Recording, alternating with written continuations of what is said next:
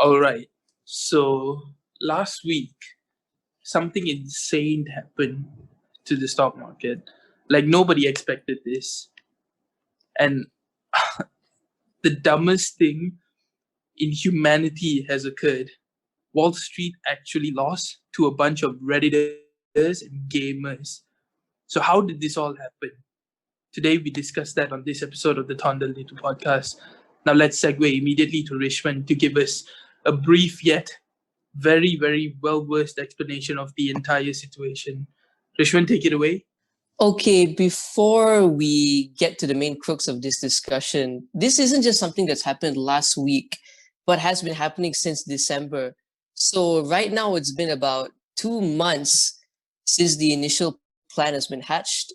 So let's talk about it. Now, you've all probably heard about GameStop stocks, right? So what's so special about GameStop?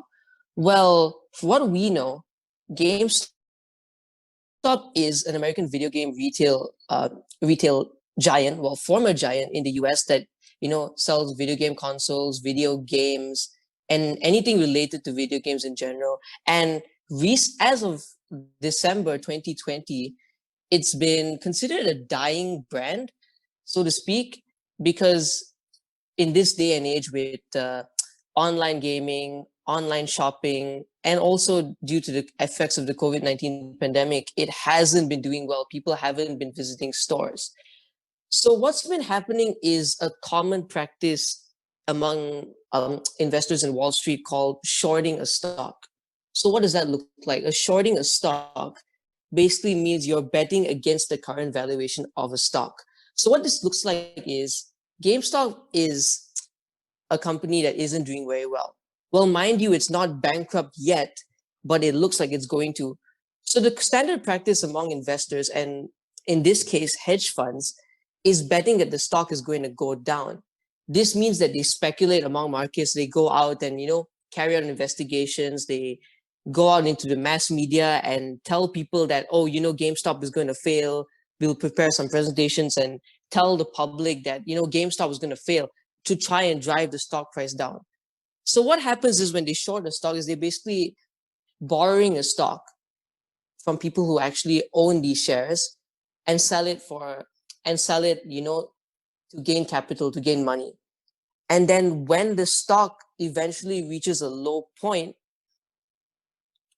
they buy it back, the stock that they've sold, and return it to the people they originally borrowed it from. So that's how these hedge funds make profit. They get to keep the difference between the money that they made from initially selling the stock at a higher price, buying it back when it's at a lower price, and keeping the difference.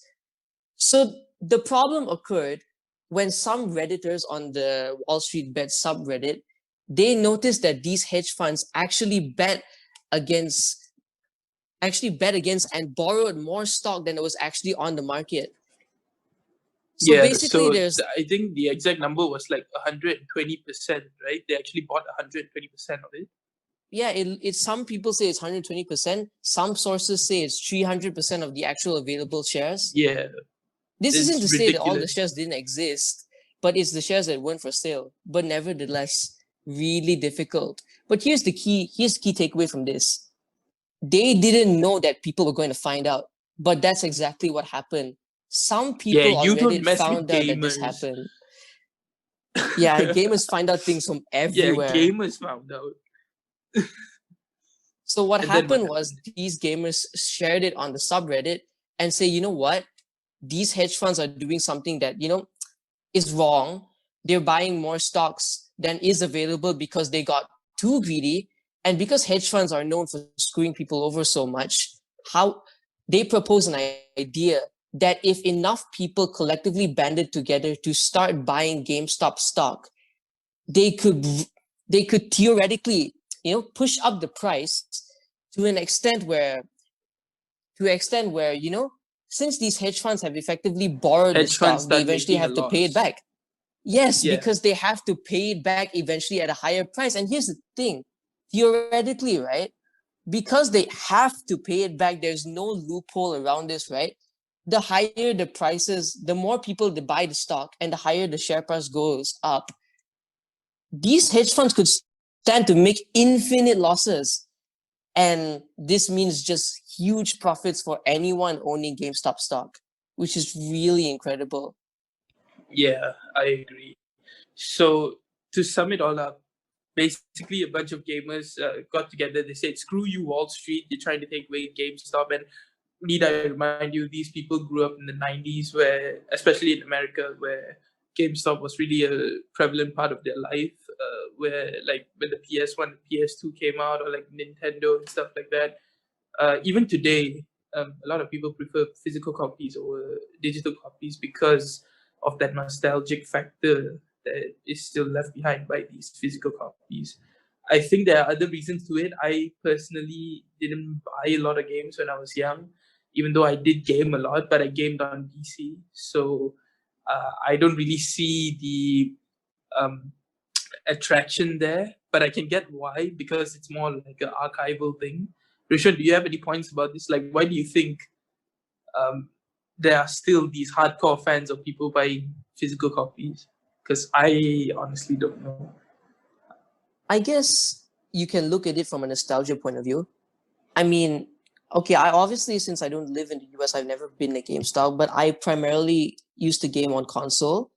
So, back when there was no existence of online shopping or digital games, that was the only place where you could, get games. And to the most of these gamers, GameStop wasn't just a place to buy games, it was a place to hang out where people could meet up with like-minded gamers, discuss their favorite games.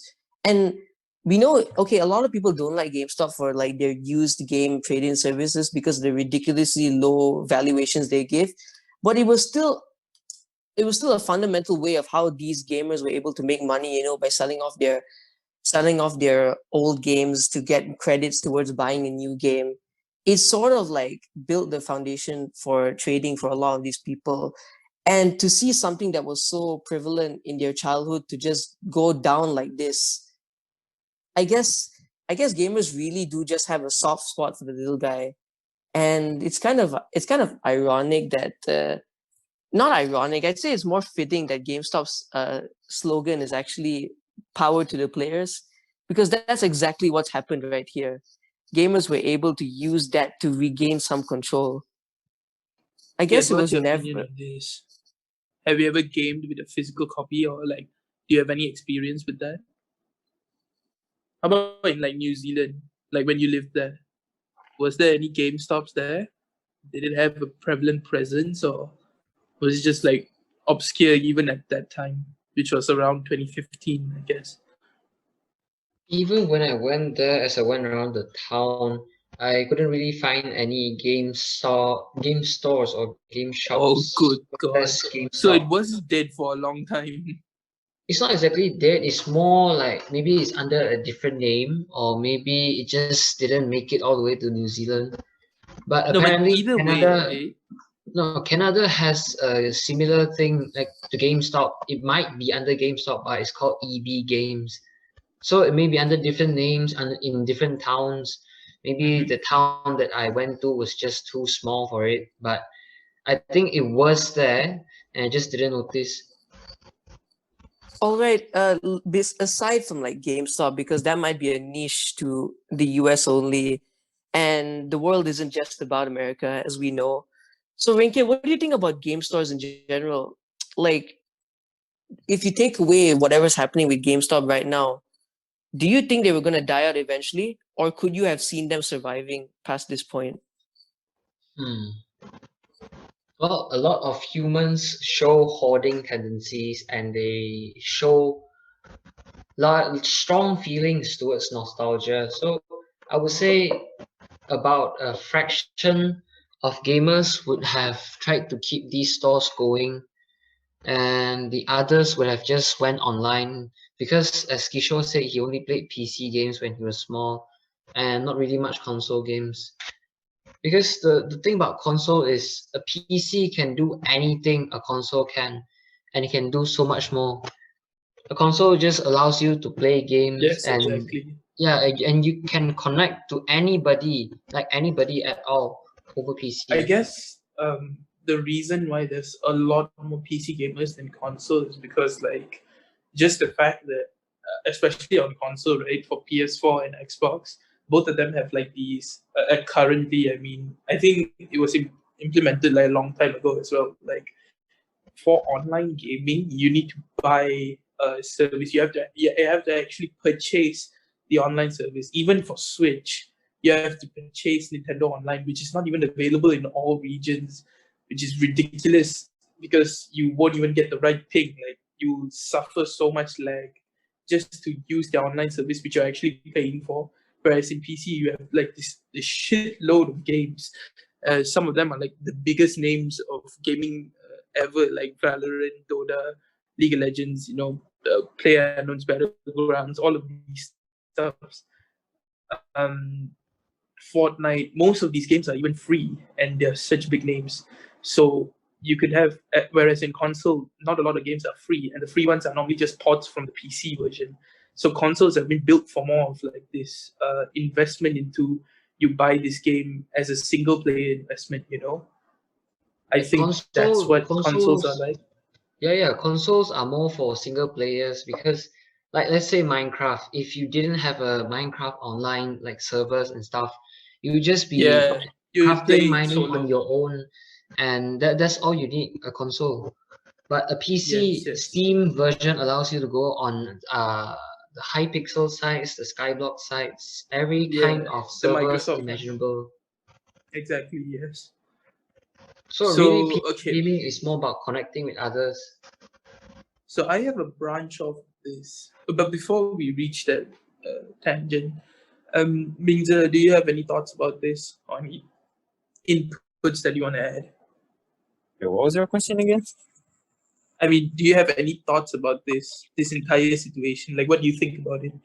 Like them jacking up the stock price just to go against the hedge funds, and the hedge funds actually losing money because of all of this?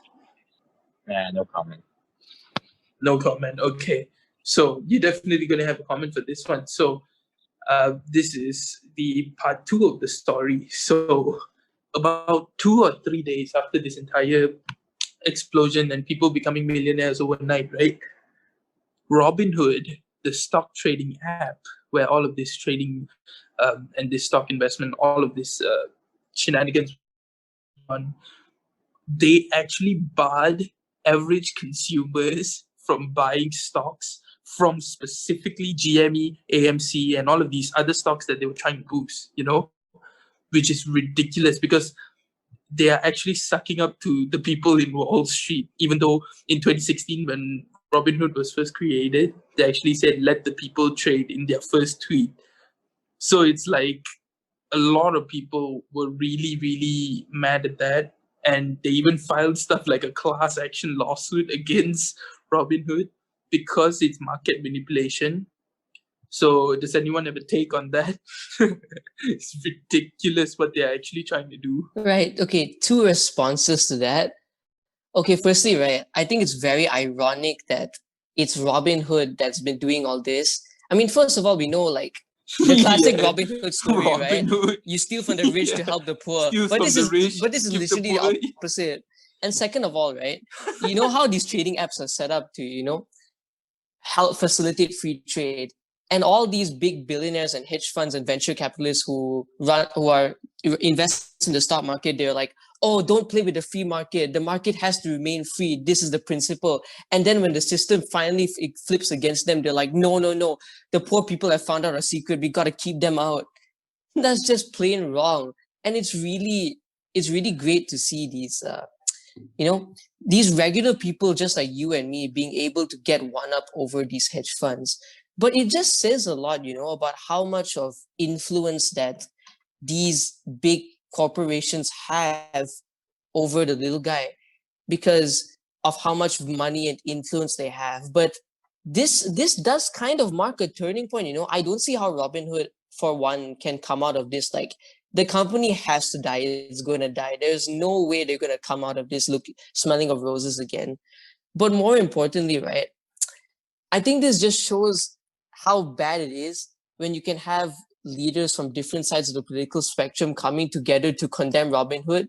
Like you can have Ted Cruz, who's like as hardcore Republican as you can go, and AOC both agreeing on a topic. for the first time ever. Yeah, that's like ridiculous. That's like if the pro-life and the pro-choice community came together to an agreement about life and choice. It's ridiculous. It's something that would never happen. You just It's can't like see it they happening. suddenly found this middle ground. Yeah, it's like when two sides suddenly clash, and then everyone. It was like the same thing that happened with Jeffrey Epstein's, suicide in quotations, where the no. entire internet, yeah, where the entire internet came together because everyone said like Jeffrey Epstein didn't commit suicide, and then he was actually murdered in jail. But then it was like this entire conspiracy where they were just trying to cover up that he was actually murdered and shit like that. So it's Okay, kind of but one of these cases where the internet came together to just agree on this one single point.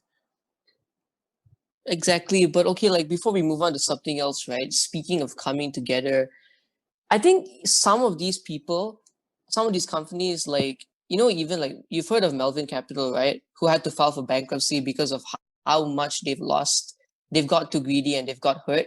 Yeah, yeah. But some of these corporations are turning around and trying to, frame it on these Redditors that there was a big conspiracy and they're trying to frame it as illegal. Like, I've even heard like people banding around the term that this may have even been a collusion. And now we all know that it's technically illegal to What collude is the together to name of- bring down a hedge fund. But technically, Yeah, right, what? if we look at the facts, this is information that everybody has already known about. People know about GameStop. People were able to see that these hedge funds were shorting more than they actually could. And there isn't, if you look at the Reddit thread, right, there isn't any real evidence of like a group of people finding out about GameStop first and hoarding the shares and then spreading to the masses. No, it was just a random dude saying, hey, I found this out. Wouldn't it be cool if you could just like, ruin these hedge funds' lives and get one up over the man, stick it to the man and bring the power back to the people? But it just goes to Yeah. show, that It's like how these billionaires like just no have matter so what much of you power. do, And these guys still can turn it around, even though they're getting screwed. Like they're not going to lose money in the end because these corporations are still sucking up to them. right. So, Ren Keat, what do you think? Is it fair what they're doing? Do you think it's illegal what these Redditors are doing by sharing information about GameStop and driving up the share price? What do you think? For me, I think it's exactly what Robin Hood stands for, I guess. But it's just the poor that are robbing the poor and giving back to themselves. I think you couldn't have What put I it mean- better. That's a great description. GameStop itself was poor, and people who aren't as rich buying up a poor stock and making millions of cash from it. So it's sort of a roundabout, and I think if I had the knowledge and the money, the what do you call it? The capital, No, the funds that you can dispose of. I forgot what it was called. disposable income. Yeah, it's called that. If I had disposable income and the prior knowledge, I think I would actually join in and buy a few shares myself. Just to follow on the trend and see how it goes. But some of the sites that I read up on says that the forecast is that the stocks will fall and all these Redditors will lose all their money because Okay, so GameStop is I off. have an input about that. Like about Okay, that buying go thing, on. right here. Hmm. So basically, there's this YouTuber called Some Ordinary Gamers. His name is Mudaha. So he was actually a stock owner for this, and then basically he was covering the situation, and then at one point the SEC got involved, which is like Federal Trade Commissions, or something like that. Which is like he said that's kind of like a big deal because they're kind of claiming it to be a pump and dump scheme, and if they can actually prove that it's a pump and dump scheme, then literally everyone is going to get like prosecuted because of that. All of the people who actually bought the stocks. So Yeah, Kishore, I read on the Wall Street Journal as another website, and it says that you had heard from the SEC, but hasn't heard from them after the first time. Ah, okay. So they're not actually following up on that, No, or are they? the Biden party. They said they have been notified of this situation by the Commerce Department, I think, or the Economics. I can't remember. But they're not. Yeah, they're monitoring the situation and they're not I really see. actively preventing anything yet. So I I think think we can Nancy take, Pelosi called it interesting. That was the yeah, but word I she think we can used. take it as a sign that it's not really illegal per se. Yeah, Robert Wright actually quoted, like, he made this entire situation, like, Robert Wright is one of these political scholars that fight for like equality and basic human rights and needs for everyone. Then he basically tweeted a bunch where he was basically saying that, to sum it all up, market manipulation does happen, but now it's with full transparency, where you can literally see these Wall Street people doing this to the people, when in reality this always happens. It's just not this transparent. And that spawned like this flurry of memes on the internet, which were like incredibly funny, I guess. Like, it was a good few days of memes, I'm not gonna lie. Have you seen the tweet from Elon Musk? GameStonks. Oh yeah, that boosted the price even more. Why do you think he did it? I don't know, maybe he owns some or something. Anything that Okay, Elon Musk tweets just immediately goes up. It's ridiculous. exactly. And he knew what was doing. So here's the hot take. You know Elon Musk owns Tesla and SpaceX, right? And once upon a time, about not too long ago, Tesla and SpaceX weren't the monoliths that they are now. And we're in a similar position to GameStop, if you recall. Well, yeah, I mean, like, in general, every company has its startup days, right? Yes, but here's the thing. Hedge funds like these were targeting Tesla and SpaceX and shorting their stock, Oh, damn. which could have essentially killed the company. So that's why people like Elon Musk who have these startups and are not doing successful, they have this insane amount of hatred for all these hedge funds and all these venture capitalists who are shorting stocks.